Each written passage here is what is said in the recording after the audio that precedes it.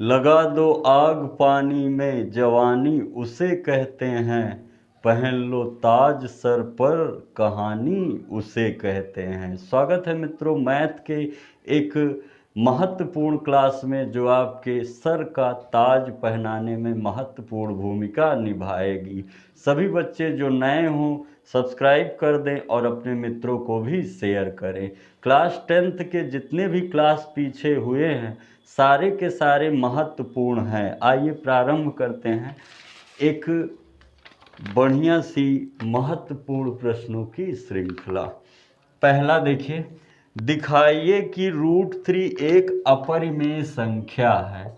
√3 एक अपरिमेय संख्या है, अपरिमेय संख्या है। तो देखिए स्टार्ट कैसे करेंगे, चाहे √3 हो, चाहे √2 हो, चाहे √5 हो। माना √3 इज इक्वल टू a/b, मान लिया हमने।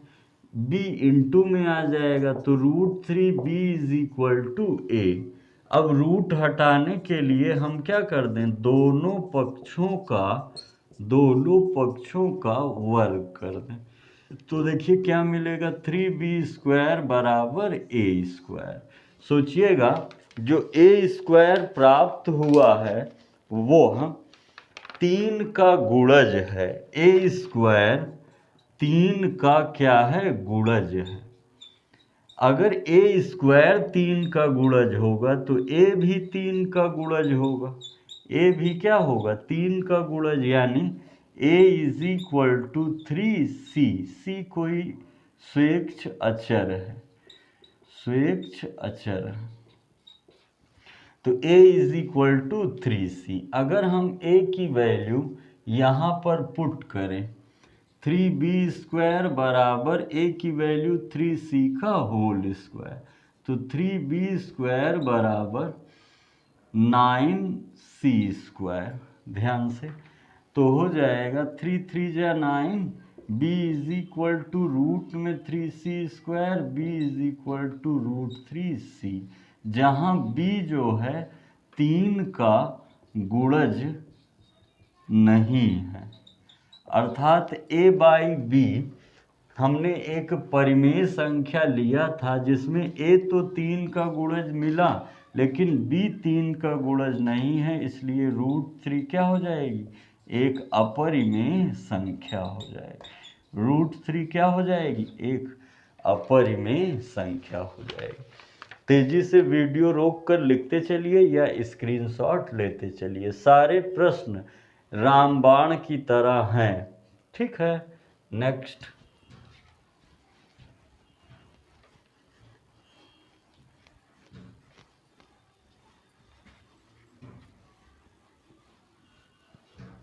क्वेश्चन नंबर 2 देखिए। कह रहा है k का मान क्या होगा यदि जो समीकरण दिया गया है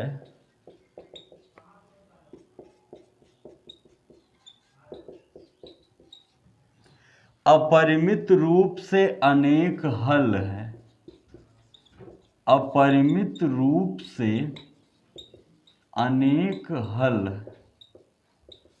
ठीक है। देखिएगा अब आप जानते हैं यदि अपरिमित रूप से अनेक हल होगा, जैसे इक्वेशन है a1x + b1y + c1 बराबर 0, a2x + b2y + c2 बराबर 0 में a1/a2 बराबर b1/b2 बराबर c1/c2। आप जानते हैं ये a1 होगा, ये b1 होगा और ये c1, ये a2 होगा, ये b2 होगा और ये c2 रखेंगे तो हो जाएगा k/a1 की जगह k, b1 की जगह 12, b1 a2 की जगह 12, b1 की जगह 3 और b2 की जगह k, c1 की जगह -k-3 और c2 की जगह -k।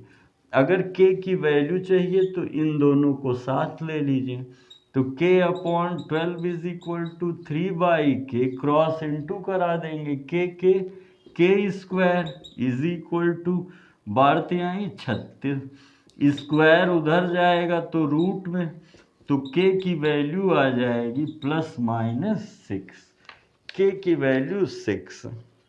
के यदि 6 है तो दिए गए रैखिक दो चर वाले समीकरणों का जो मान होगा वो अपरिमित रूप से अनेक हल होगा। तेजी से नोट करिए और या तो स्क्रीनशॉट लीजिए। अगला प्रश्न है द्विघात समीकरण का। सभी बच्चे हमारे साथ बने रहें और हर एक प्रश्न को नोट करते हुए लगाएं, ताकि जो प्री बोर्ड होने वाला है उसमें महत्वपूर्ण भूमिका निभाए और आपके बोर्ड में भी इम्पोर्टेंट, एक तरह से रिवीजन है। तीसरा देखिए, एक ऐसे आयताकार पार्क को बनाना है जिसकी चौड़ाई इसकी लंबाई से 3 मीटर अधिक है। आयताकार है, पहले तो आकृति पे ध्यान दीजिए। लंबाई चौड़ाई, आयत में दो भूमिका होगी, लंबाई और चौड़ाई। बोला है कि चौड़ाई लंबाई से 3 मीटर अधिक है। अगर लंबाई x है तो चौड़ाई x+3 है। इसका क्षेत्रफल पहले से निर्मित समद्विबाहु त्रिभुजाकार पार्क जिसका आधार आयताकार पार्क की चौड़ाई के बराबर है। अब डायग्राम पे ध्यान दीजिए, ये आयताकार पार्क बनाना है और इसकी जो चौड़ाई है इस पे पहले से एक समद्विबाहु त्रिभुज निर्मित है जिसकी ऊंचाई कितनी बता रहा है, 12 मीटर। ये इसका ब्रेड्थ है तो ये x+3 हमने कह दिया है, और लेंथ है ये इसका, लेंथ को हमने x कह दिया है। अब आगे क्या बोल रहा है, इससे 4 वर्ग मीटर अधिक हो। कह रहा है त्रिभुजाकार पार्क जिसका आधार आयताकार पार्क से 4 वर्ग मीटर अधिक है। तो मान लीजिए ये A1 है, ये A2 है, तो A1 A2 अगर हमें बराबर करना है तो 4 देना पड़ेगा ना, क्योंकि अधिक है, इसमें वो अधिक है। तो A1 इसका क्षेत्रफल क्या होगा, 1/2 बेस इंटू हाइट, आधार गुणे ऊंचाई, इसका लेंथ इंटू ब्रेड्थ +4, तो 1/2। ब्रेड्थ कितना है इसका, x+3, और हाइट कितनी है, हाइट है 12, बराबर लेंथ कितना है x और ब्रेड्थ कितना है x+3+4।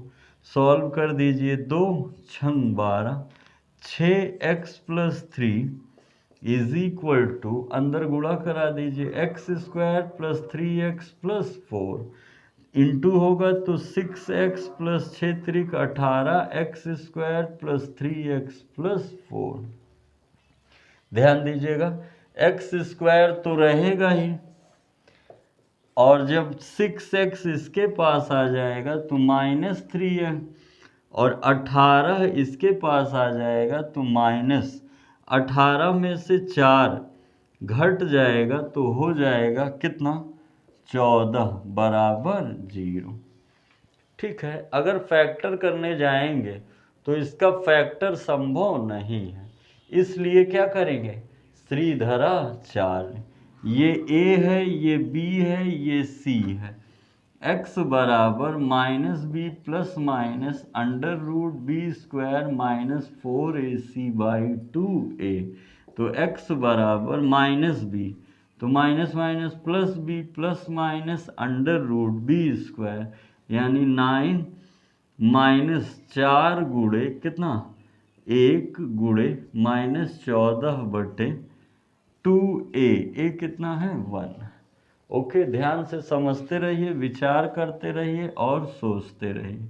3 + √9 माइनस माइनस प्लस, 14 चौको 56 अपॉन 2 एकम 2, x बराबर 3 + √56, 4 60 और 5 65, बाई 2। अब ये रूट से तो बाहर निकलेगा नहीं, तो लगभग में आंसर ले लेंगे।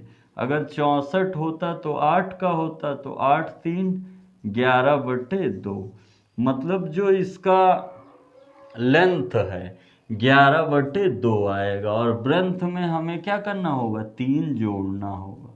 11/2 + 3, 2 तिहाई 6, 17/2 पॉइंट में आएगा। Okay, next. तेजी से स्क्रीनशॉट लीजिए या फिर वीडियो रोक करके लिख लीजिए। देखिए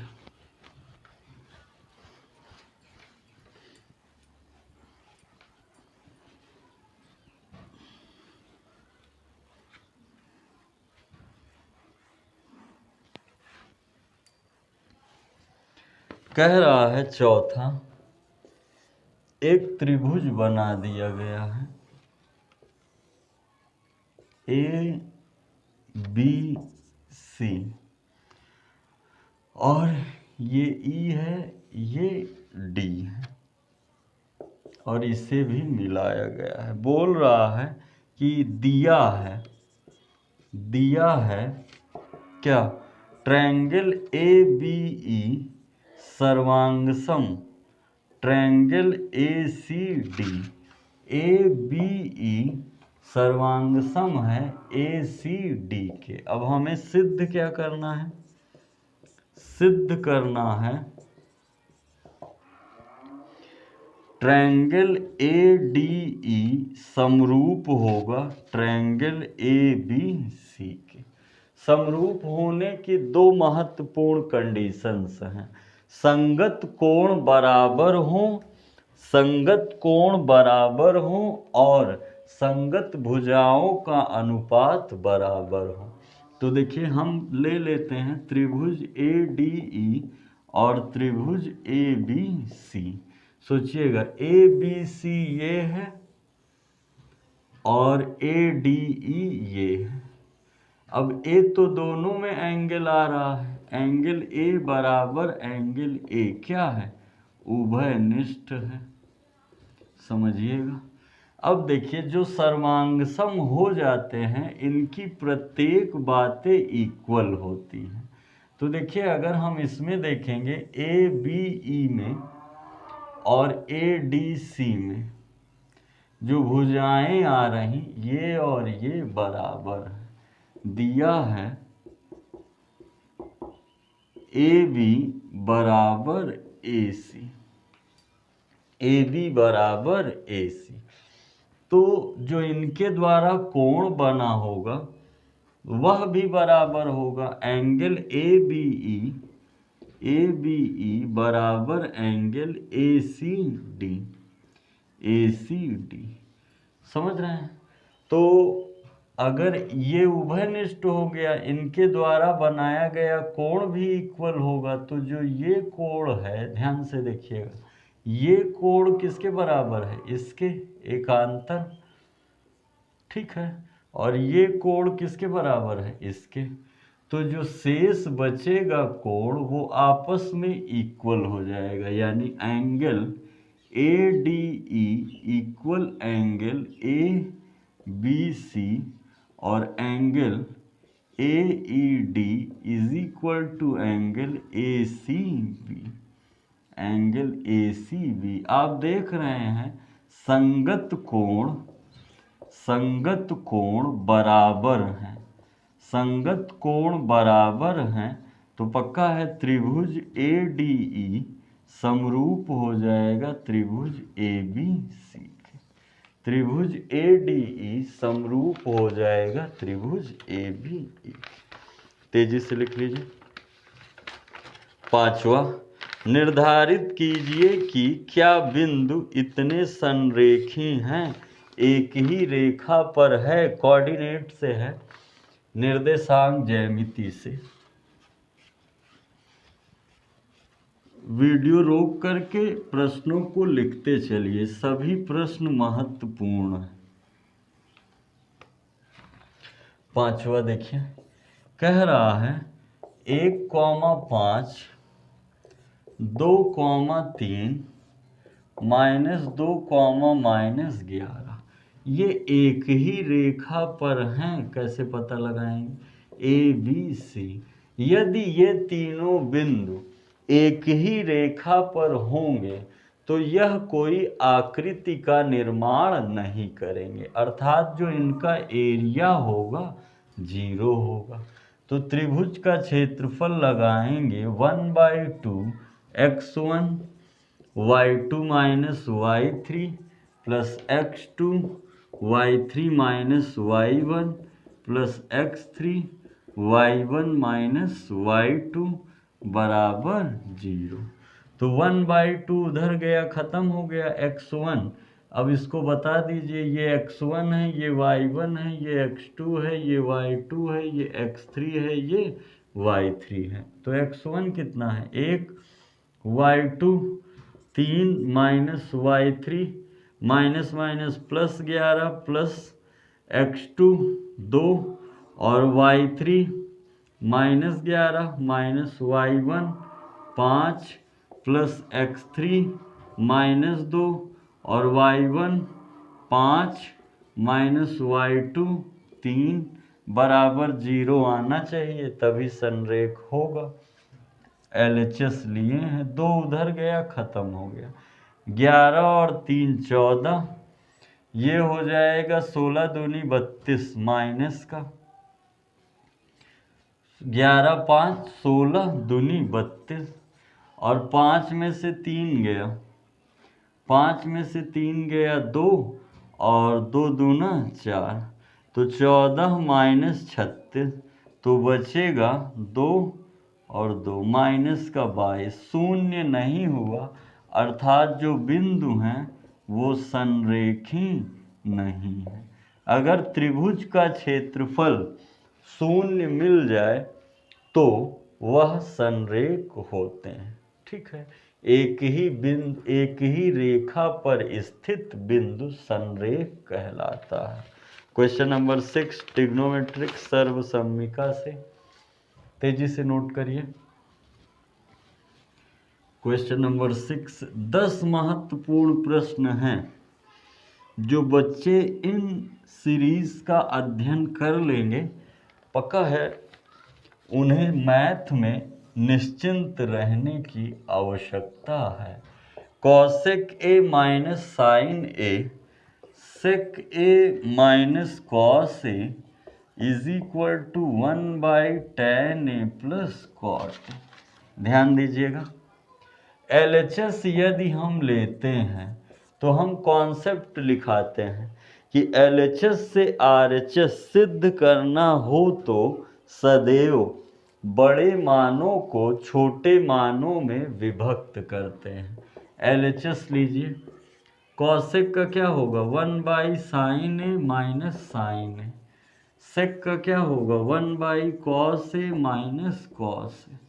एक मान के गुणा करा दीजिए, एक मान के गुणा, तो हो जाएगा 1 minus sine square A by sine A into 1 minus cos square A by cos A. आप जानते हैं 1 माइनस साइन स्क्वायर ए को कह सकते हैं cos A, cos square A sine ए तो है, और 1 माइनस कॉस स्क्वायर ए को कह सकते हैं साइन स्क्वायर ए, और कॉस ए तो है। कॉस कॉस कटेगा, साइन साइन, बचा क्या? Sign A into cos A, upon में तो 1 है ना।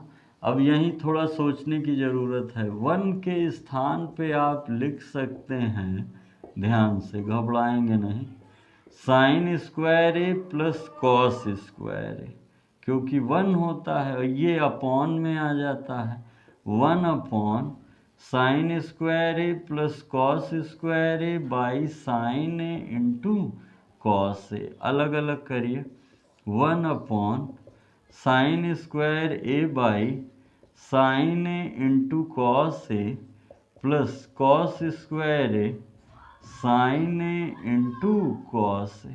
आप जानते हैं साइन साइन कटेगा, कॉस कॉस, तो बचेगा क्या? Sine by cos tan A और cos by sine cot A. यही क्या करना था? प्रूव्ड।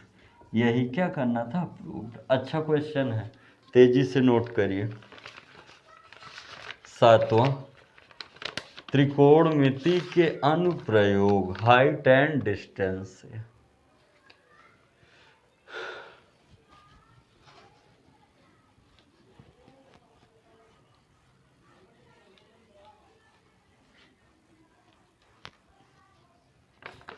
सेवेंथ देखिए, कह रहा है भूमि के एक बिंदु से 20 मीटर ऊंचे भवन के शिखर पर लगी एक संचार मीनार के तल और शिखर के उन्नयन कोण क्रमशः 45 और 60 है।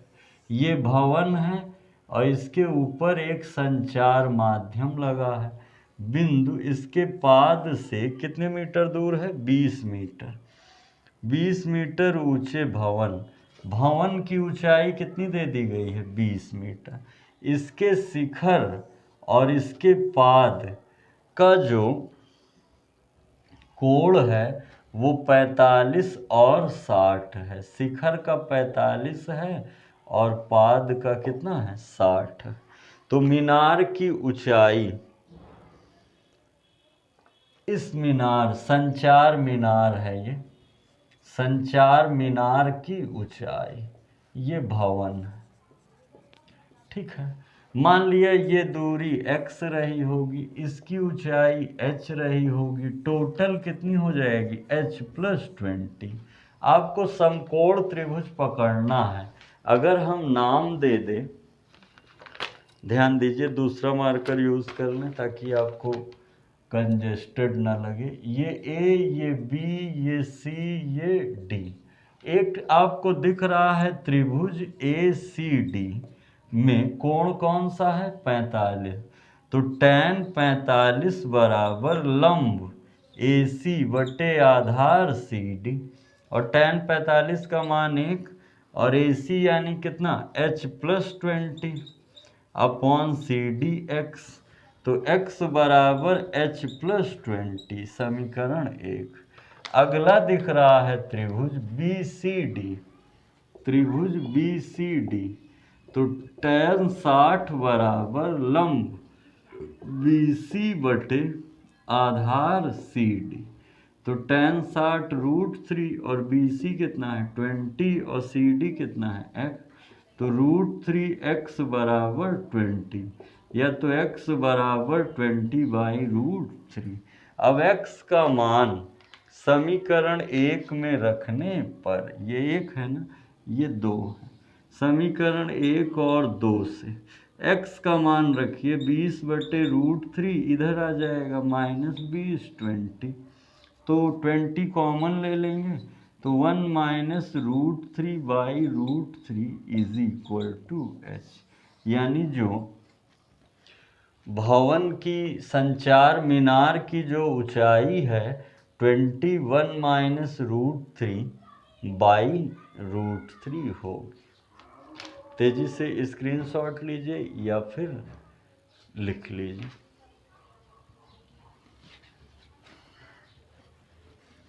डायग्राम महत्वपूर्ण होता है, ऊंचाई और दूरी में डायग्राम महत्वपूर्ण होता है, चित्र महत्वपूर्ण है। क्वेश्चन नंबर 8वां, एक छायांकित भाग है, हमें उसी का क्षेत्रफल बताना है। आप समझ गए होंगे किससे है, क्षेत्रफलों से लिया गया है।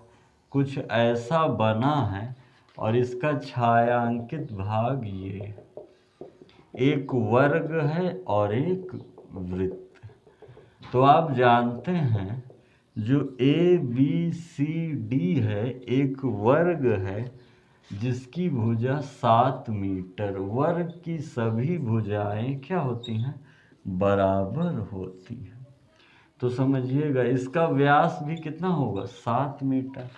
तो ये लाइन को ध्यान से देखिए, छायांकित भाग का क्षेत्रफल बराबर वर्ग का क्षेत्रफल माइनस वृत्त का क्षेत्रफल। तो वर्ग का क्षेत्रफल होता है भुजा का वर्ग और वृत्त का क्षेत्रफल होता है पाई आर स्क्वायर। 7 का वर्ग 22/7 गुणे 7/2 गुणे 7/2, क्योंकि त्रिज्या अगर व्यास 7 है तो त्रिज्या कितनी होगी 7, और वर्ग की भुजा कितनी है 7। इन्हीं मानों को रख दिया गया। 7 का वर्ग 49, 7 से 7 कटा 11, 11 सत्ते 77/2, 49 दूना 98 माइनस 77/2, तो 8 में 7 गया 1, 9 21/2 वर्ग मीटर क्षेत्रफल, या इसको कह सकते हैं 10 सही 1/2 वर्ग मीटर सही बटे में। तेजी से स्क्रीनशॉट लीजिए या फिर वीडियो रोक करके लिख लीजिए। Question number 9। सारे प्रश्न महत्वपूर्ण हैं, किसी भी प्रश्न को अनदेखा नहीं कर सकते। अगर इन्हीं प्रश्नों को आप विधिवत पढ़ के एग्ज़ाम हॉल में जाएंगे तो कोई भी कैसे भी घुमा के पूछा जाए आप हल करने में सक्षम होंगे। शर्त यही है कि आपको भी नियमित अभ्यास करना होगा, फॉर्मूला याद रखना होगा। प्राप्तांक और संख्या सांख्यिकी से लिया गया है। दिया है 0 से 10, 10 से 20, 20 से 30, 30 से 40, 40 से 50 और 50 से 60 और 60 से 70। और जो संख्या है 2, 10, 12, 15, 13, 8 और 4। हमें बताना है इसकी माध्यिका। क्या ज्ञात करना है माध्यिका।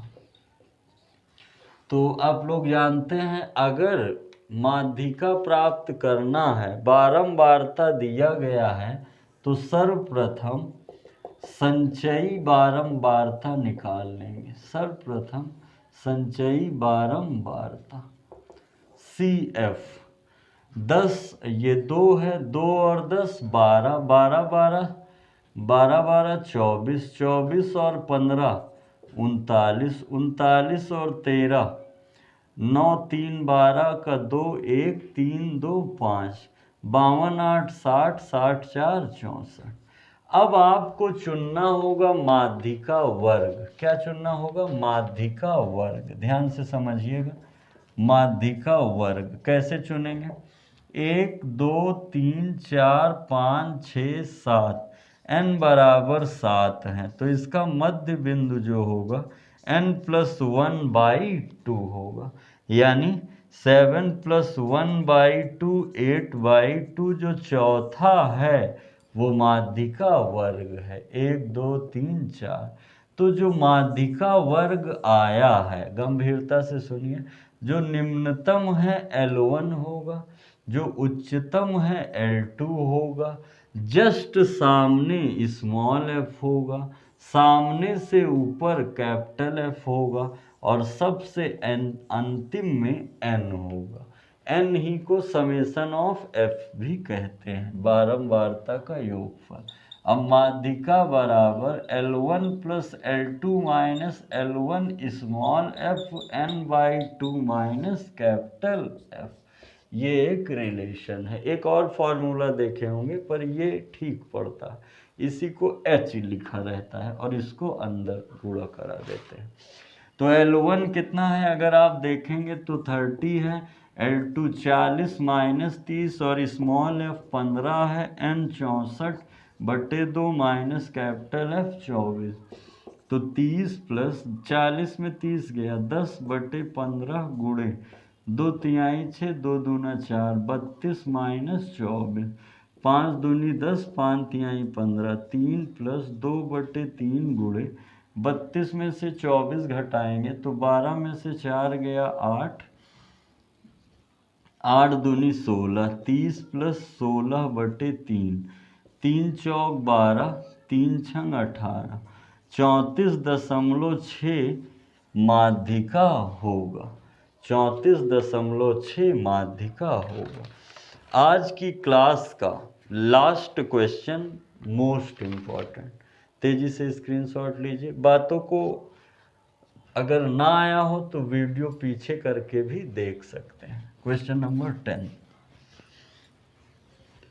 और जितने भी बच्चे हमें सुन रहे हैं सबका एक दायित्व बनता है कि यदि हम आपके लिए निरंतर महत्वपूर्ण प्रश्नों की श्रृंखला को उपलब्ध करा रहे हैं तो आपका भी कुछ कर्म या धर्म बनता है कि जितना भी हो सके वीडियो को शेयर करें और जहाँ पे जैसे भी मित्र पाए जाएं जो कि पढ़ना चाह रहे हैं उन्हें इस चैनल की सूचना दीजिए।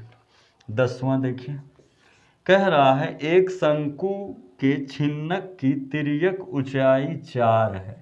देखिए शंकु को यदि काट दिया जाए आधार के समांतर तो आपको छिन्नक प्राप्त होता है।